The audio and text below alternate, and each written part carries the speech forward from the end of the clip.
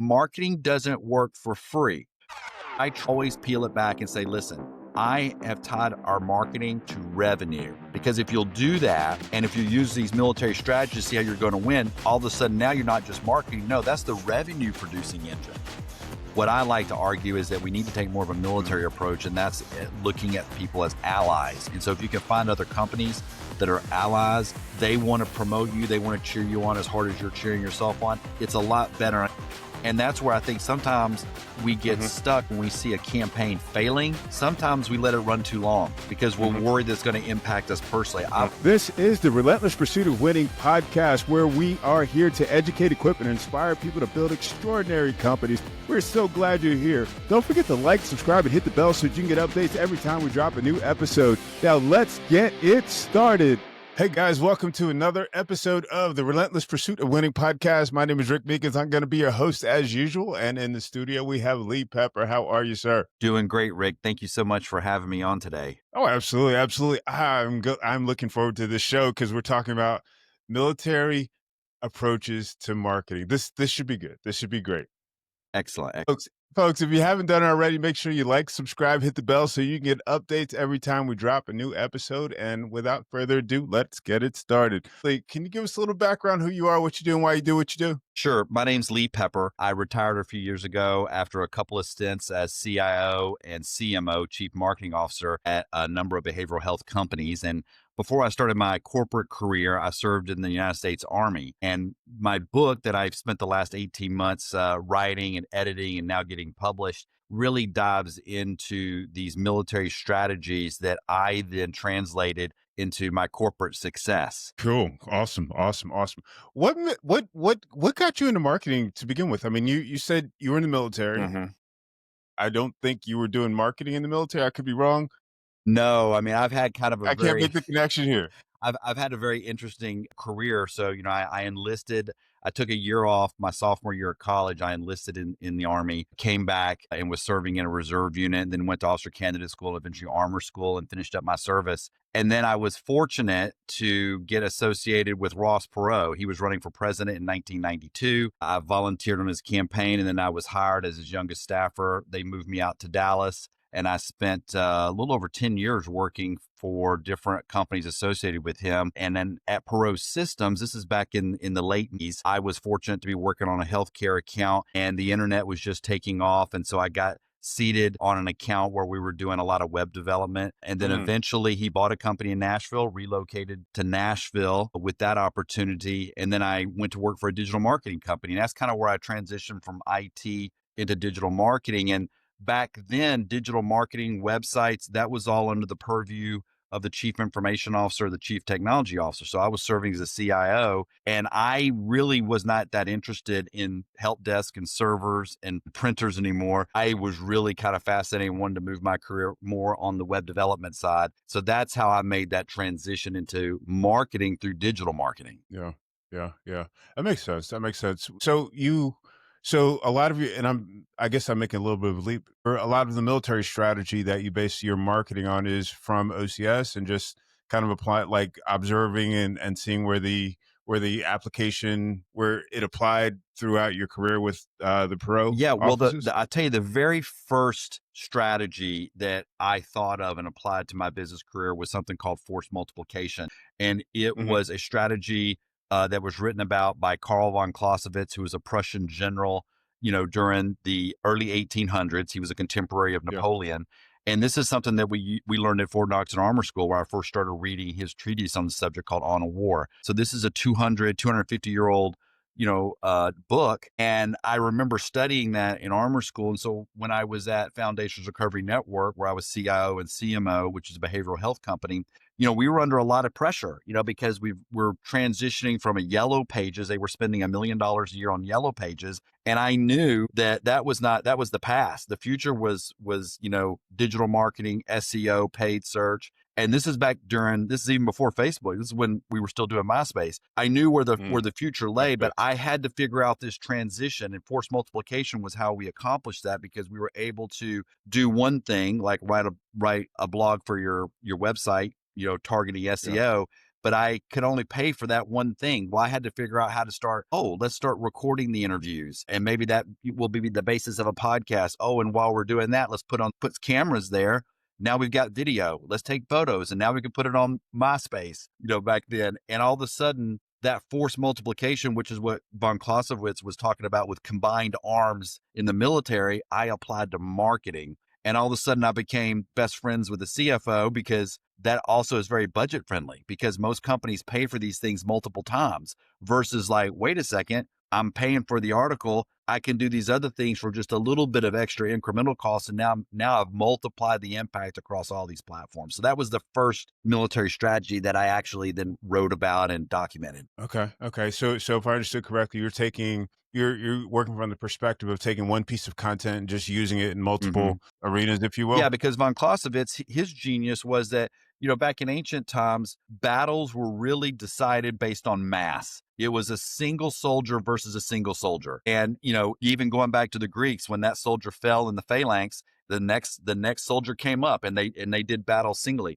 Von Clausewitz started this whole concept of force multiplication where you're combining arms. So now you've got not just the one soldier, let's put him on a horse. So now you've got speed, you've got freedom of movement. Let's also not just give him a sword, let's give him a carbine. Let's also then create military academies so we can train and have the best, leaders. That's force multiplication. You're already doing the hard Hmm. work.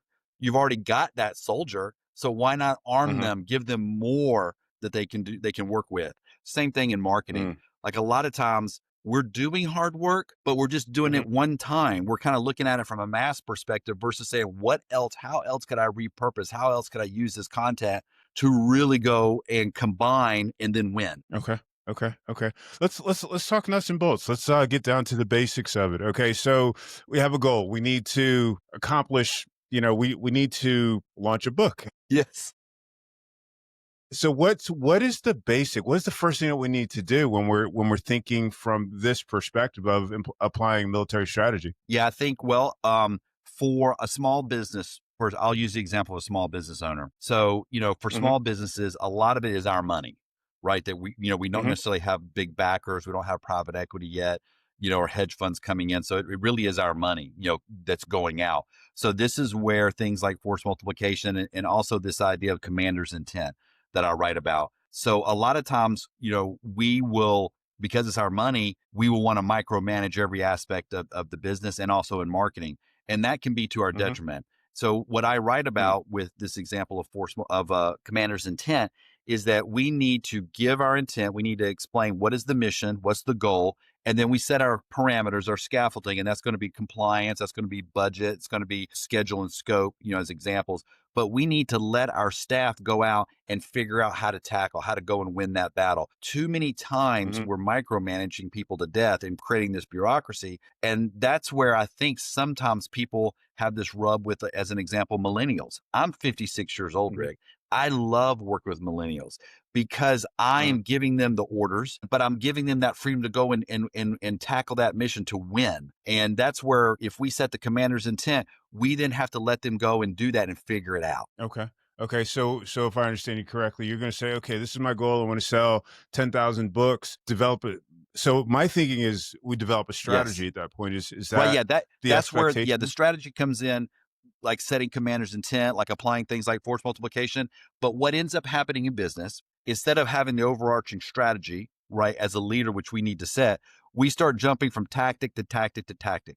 So, you'll see people say, well, I tried TikTok as an example, and it didn't work for me. And then I jumped over to Meta, or then I jumped over to this, and that's just going from tactic to tactic to tactic. Instead, you should figure out your strategy and use things like force multiplication as an example. And that's what's going to then inform what tactics you use. And you'll be a lot more successful because now you're just not jumping from, the latest thing that you heard, using FOMO as an example. And then I think it's really important, Rick, that we tie our KPIs to the business, because a lot of times in marketing, we get stuck with these vanity metrics. And so all of a sudden we're wondering why our business is not growing. Why am I not selling 10,000 books? Well, as an example for me, because I'm in the throes of this right now, it's like, I have all these platforms. I have TikTok and I have Instagram Reels and I have YouTube Shorts.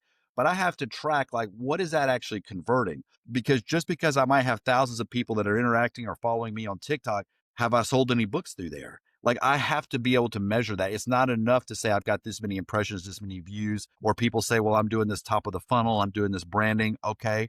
There's some of that that can lead to business success, but you've got to be able to track that business success. And that was one of the, I think the things that helped propel me at Foundations and in my work at Specialty Care is that we got down to the nuts and bolts. And for us in behavioral healthcare, it was how many phone calls, how many assessments, how many leads, and then how many admissions, how many people did we really help? It didn't matter subscribers and likes and impressions. We were actually getting down to the real people that we were impacting their lives positively. What's an example of a strategy that may be I guess non-traditional, a marketing strategy that may be non-traditional, that maybe a smaller company could take advantage of, but may not be thinking from that I love that perspective? question, Rick. I think the anvil-and-hammer is one that I've gotten a lot of good feedback from in the book. So the anvil-and-hammer, it's a very ancient strategy. It was used by the Carthaginians and the Romans. Norman Schwarzkopf used it most famously recently in the first Gulf War. Saddam Hussein's force had overrun Kuwait. The Allied forces Stukov lined all of our Allied forces, the bulk of them, along the Kuwaiti-Saudi border. That created a response from Hussein that he had to line his forces up too, because he was assuming because we were massing there that that's where the attack was going to come from. But instead, what Schwarzkopf did, that was the anvil, that was the holding. He knew by putting the majority of his forces there, Saddam would put his forces there, assuming that was going to be the attack. But that's where he brought in the hammer. And that was where he unleashed 7th Corps and the 101st Airborne to come in with the famous left hook, which basically outflanked Saddam's forces. They didn't see it coming. That's the hammer. In business, what ends up happening, people will see these things, that the hammer, they'll say, oh, well, this hammer is working, so I'll just cut the anvil, that expense. So they'll see like, well, why am I spending money here when the conversion is happening over here with the hammer? Yeah. And then they'll cut it, and then they'll wonder what happened, because the hammer doesn't work without the anvil. And so I use the military strategy to explain this to other departments, especially to finance and accounting, because otherwise, if you're not in lockstep with them, they're just going to push you to cut the anvil. And then all of a sudden, everybody's looking around going, what happened? Well, if you don't have that holding force in place, you're never going to be able to outflank your opponent. So that's one of the examples. That I think, Rick, for young leaders, it's important to give them some of this context and some of this vernacular so that they can share it, because less than 1% of people in America will serve in our armed forces. And I don't say that as a judgment. That's just where we are in an all volunteer army. So there are 99% of the people that haven't heard this before. And so that was one of the things that I took pride in writing this book, was to be able to share some of these concepts, because I think it'll resonate. Sometimes when you're trying to justify your spend, if you don't have that strategy, then you're liable to have things that get cut, and then you're left holding the bag going, what happened? Yeah, definitely. I'm chuckling a little bit at the finance and accounting department.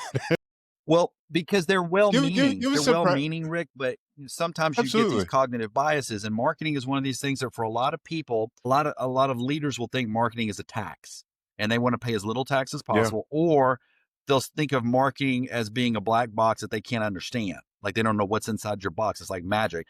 And that's where I try to always peel it back and say, listen, I have tied our marketing to the business, to revenue. Because if you'll do that, and if you use these military strategies to see how you're going to win, all of a sudden now you're not just marketing. No, that's the revenue producing engine. Like, of course we want to invest in that, not just always be looking at how to cut it. I would say that without having a model like the anvil-and-hammer, it's really hard to connect those dots. You know what I'm saying? I mean, that's always been the issue that we have. We send out, thousands of letters, emails, whatever that is. And it's just like, how many do we actually need to send in order to actually get that conversion? And, what's going to be the cost, et cetera, et cetera. Give me a practical example of a an anvil and hammer approach with marketing. Yeah, I think a great example is social media. So in behavioral health, social media does not convert as well as search. I'll use the example of natural search, SEO. And so, but if you're not careful, you will have leaders in your company say, well, then we don't need to have a social media person, or we don't need to be doing social media. But social media can act as that anvil. because there are so many people, so many eyeballs interacting with it. It can be an anvil, and if you'll do it, if you'll invest properly, not spend your whole bank on it, but if you'll do it, that can Mhm. become that holding force. And what happens is it creates that situation. Well, now your competitors are having to do the same thing, and you're going to outsmart your competitors. So you're going to do things like force multiplication so that you can do it financially responsible. But then the Mhm. real hammer for you is going to be in search, right? It's going to be a natural search, or if you wanted to spend some dollars in paid search, like that's where the conversion would happen. But if you're not Yeah. doing the social, if you're not having that amble, guess what? Your competitors are now going to put all their resources over here in SEO or in the paid search where it's an auction. And now all of a sudden the competition just goes up and you don't have the chance to kind of outflank them. So that's one example in marketing where sometimes you have to have these diverse platforms and you have to properly explain to your leadership what the purpose is. And so the purpose for the anvil is not necessarily to win the battle or to have the lowest cost for Mhm. conversion. It's going to be a holding force so that your other areas can come in and win. Love it, love it, love it. The problem I see a lot of times with models is that our competitors are Mm. using the same models. How do we pivot? How do we make sure that what we're doing is effective? And how do we continue if this is something that's working for us, how do we continue to make it work Yeah, for that us? is where I write about it in the book. You have to spend some time and have good intelligence, right? So we have to spend time, right, looking at what our competitors are doing, right? And we have to document it too. It can't just be, well, I Googled them. Like you've really got to spend some Mhm. hours, right, and analyzing what your competitors are doing. It's the same thing that we do in the military. And it's funny that in the corporate world sometimes, like we don't think it's that important, but intelligence is super Mhm. important. We need to know what they are doing. And another chapter that I write about in the book is wargaming. Like so many businesses don't Mhm. wargame. Like we don't play out what happens if a new competitor opens up down the block. What happens if Right. all of a sudden I've got a competitor that wasn't in paid search, now they're in paid search and my cost goes up for the Right. we need to spend, again, I'm not saying you spend months doing this, but we need to spend a few hours working with our teams, going through these scenarios so that when they happen, we're not caught off guard and we have a response. We've already seen this in our war gaming, we're ready to go. And again, it's what happens in the military. I mean, wargaming was started, in the late 1700s in the Prussian military academies with sand tables. And when I was at Fort Knox, we had old fashioned sand tables. And now the tools are even better because you've got automation, you've got AI, where you can start to extrapolate what would happen if this happens. Yeah, yeah. Outside of technology, I mean, what? And I'm going to go into the marketing thinking. So you've given us some great tools. What other thinking should we be taking into consideration that may not be that's going to be Mhm. non-traditional that you've learned that you've incorporated Think into your book? that one of them is a chapter that I write about called operational readiness. And in the example, many times in business, we will hear or we'll see a software package or a platform and we'll say, you know what? I'll use Salesforce. We're gonna implement Salesforce. All our problems are gonna be solved. And we realize later that, well, why hasn't anything changed? Why didn't anything change? The Hmm. example I use in the book is with the advent of the M16, during the Vietnam War. And so, we had created this amazing tool, this amazing weapon in the M16, and we deployed it to South Vietnam. And all of a sudden, that weapon got into the jungle, into the heat, into the humidity, and it did not perform well. It started misfiring to the point that there were a number of battles where our soldiers actually discarded the M16 and were using captured AKs to fight the Viet Cong. The weapon was amazing. Where we failed was we did not send cleaning kits with the weapons. And I think in business, we Hmm. do that all the time. We'll buy Salesforce right off the shelf. We'll give it to our teams and then we don't maintain it. We don't train to it. And then we wonder why it didn't help us. And I think that that's a great analogy. And so when I've had to implement Salesforce as well as lots of other platforms, I always share that example with the leadership team so they know that we have to support it, right? We have to send the cleaning kits. We have to send people to training. We have to hire an administrator. You can't just take it off the shelf and you just plug it in and wonder why it's not helping us. Yeah, yeah. That reminds me. I don't remember what it was. We introduced a new piece of technology, and as you said, kind of took it into the field, and it didn't work. When I think about And with, with the best of intentions, I think about artificial intelligence and incorporating that into marketing.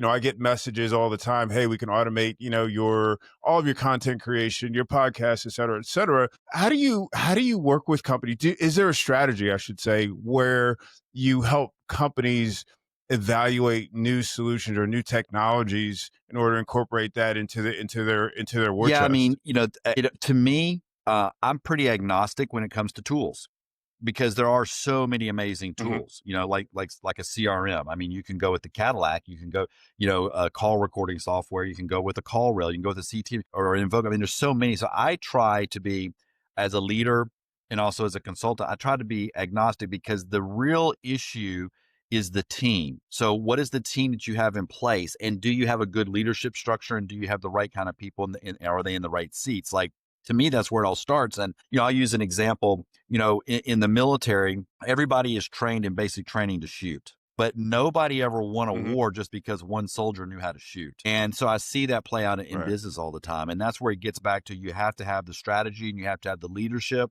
And that's where all these things that I write about, commander's intent, comes into play, because the generals can set the strategy, but guess what? It's the captains and the lieutenants that are going to implement it and actually do the work. And it's the same thing. You might have an amazing person that's at the top setting strategy, but then what are your platoon leaders doing?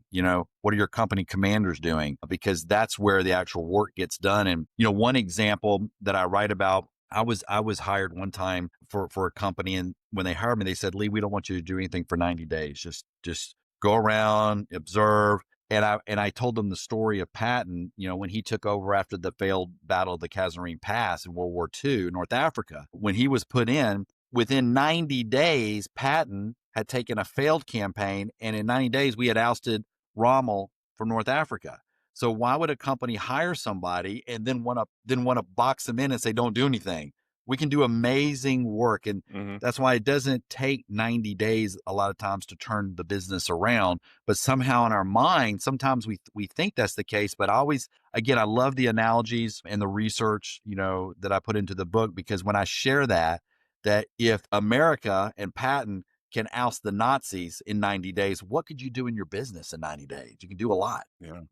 Yeah, yeah. Good point. Good point. Speaking of failure, how do you address that in your One of the book? examples that I use is Joan of Arc. And Joan of Arc, there's not a lot of first person accounts, from back then. But, one of the things that I love about the Joan of Arc story is that her big idea, her giant idea that she had, was just to go to King Philip and ask if we could go on the offense instead of always playing defense. And, sometimes we worry that our idea is not big enough. And so I'm here to say that, listen, your idea is Hmm. probably big enough.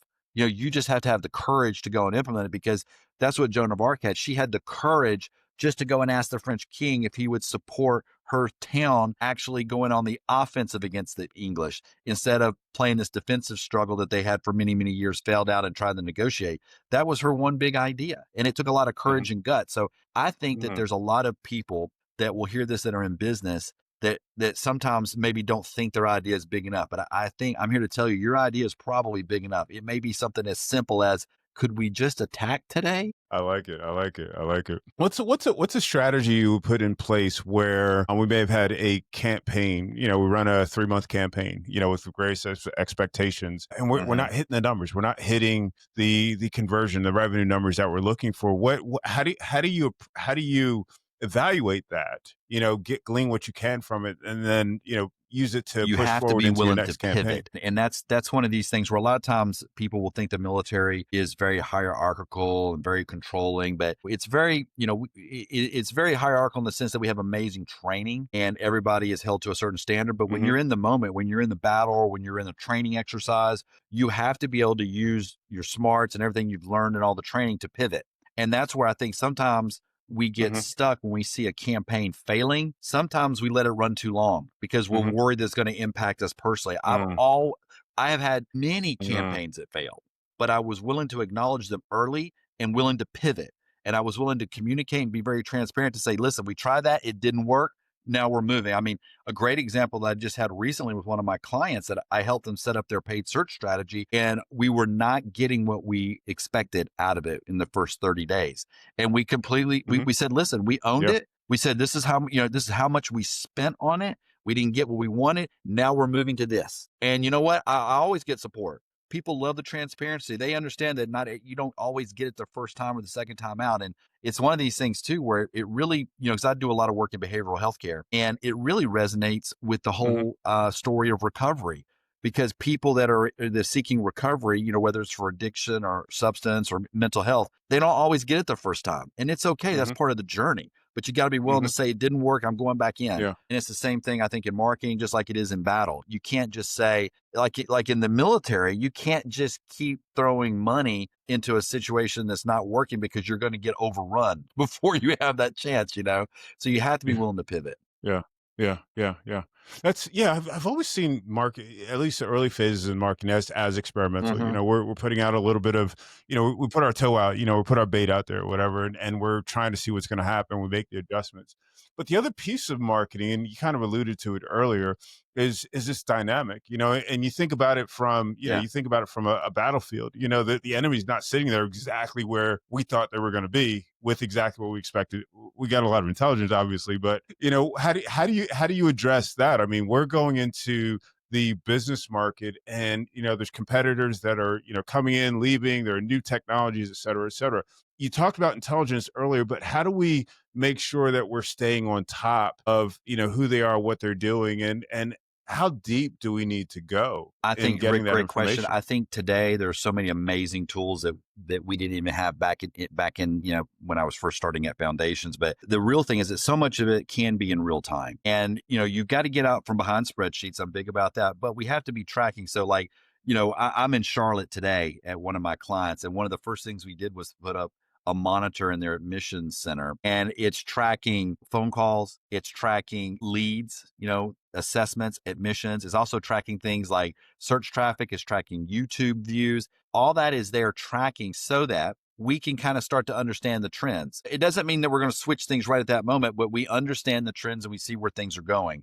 And that's, I think, very critical. Like, you have to understand, like in a training exercise or in a battle, like, it's not enough just to sit back and say, well, like, this is the plan, and then let me know in a month. Let me know in next quarter. No, you've got to know in real time. And I think that we have the capability now to really understand. And the key thing is not to get overwhelmed with too many data points, because there is so much data out there, you can become overwhelmed. So you have to pick out what are those 4 or 5 data points that are driving your business every day, every week. And that's what you need to be monitoring.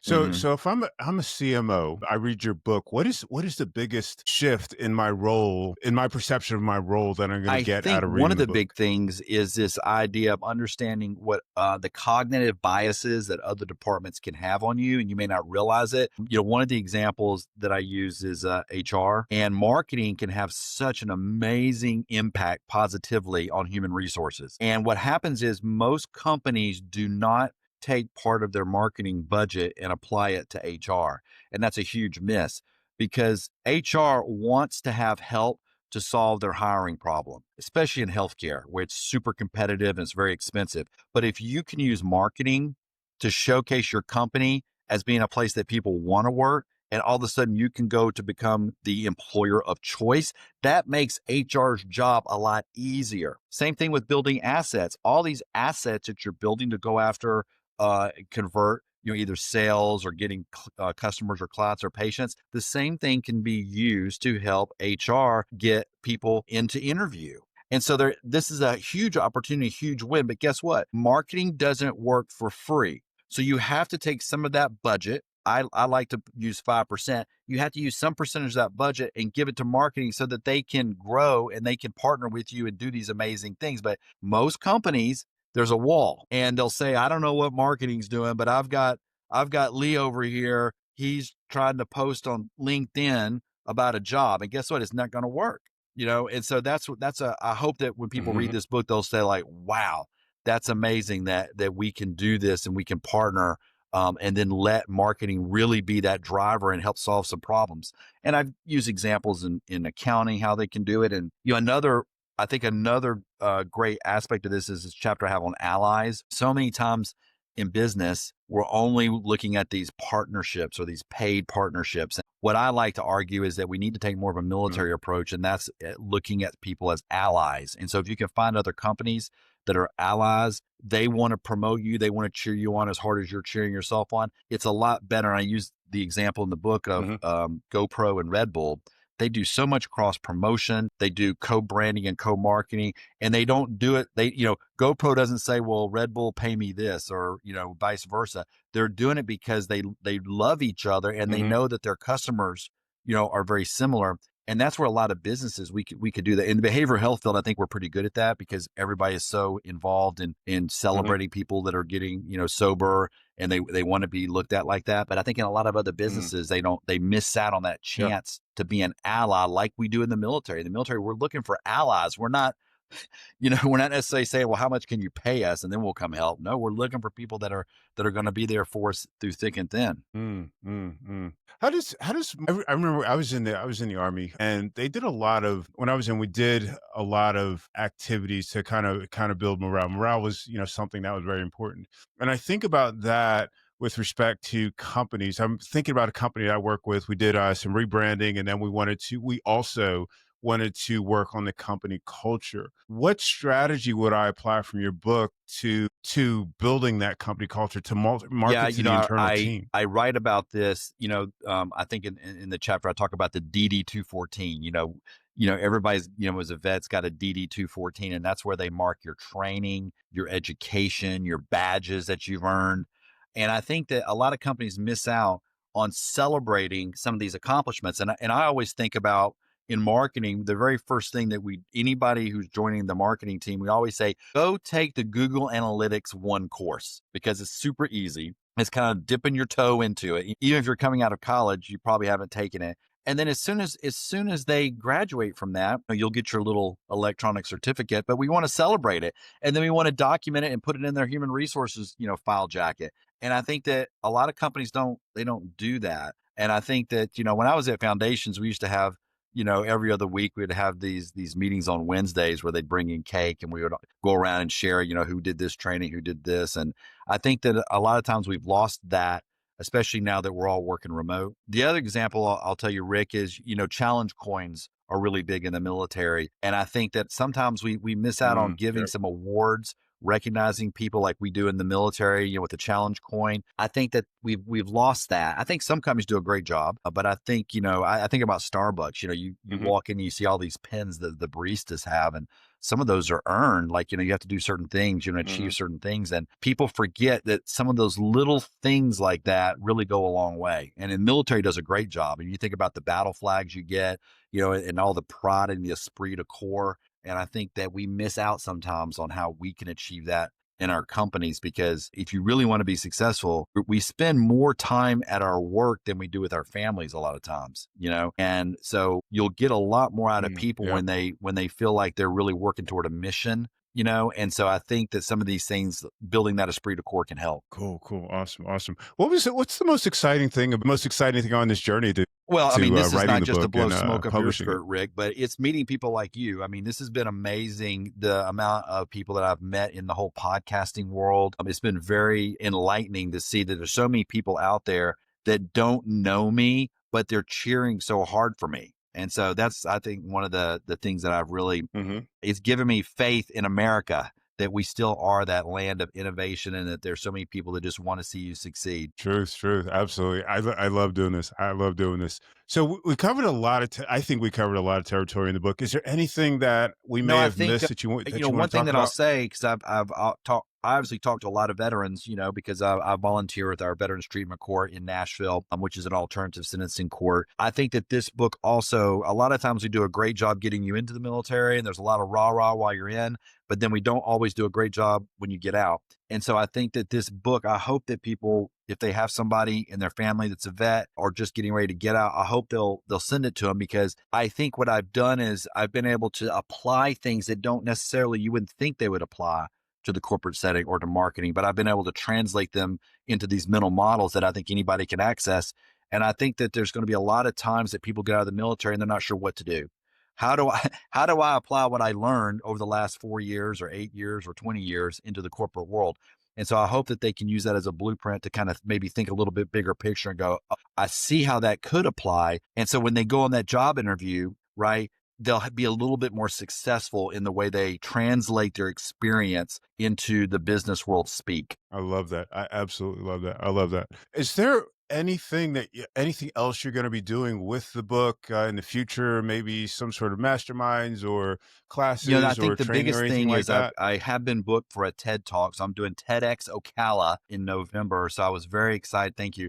I was very excited to Congratulations. earn that opportunity. And I think that that's kind of where I see the path going with this book. I've already booked a number of speaking engagements because of the book. And so I think that hopefully I'll be on stages, around the country and speaking to different groups. With the mastermind, I've had people like say, oh, you got to do a course and a class. And so I've got, if people go to neveroutmatchbook.com, I've got some bonus offers where they can join, a class that I'm doing, and also a bi-weekly, support group that I do for marketers. So there's those opportunities, but we'll kind of see where the future goes and how things go. I'm all about trying to figure out like, okay, what converted? So if there was all of a sudden this demand for, more mastermind classes, I would be there. Cool. Awesome. What do you have on the Yeah, so if website people go for our to listeners, for our guests? neveroutmatchbook.com, when they buy a book, they can also sign up to get access to an online class that I do. I'll also send them an advanced copy of the book via PDF, so they can actually get a virtual copy of the book also.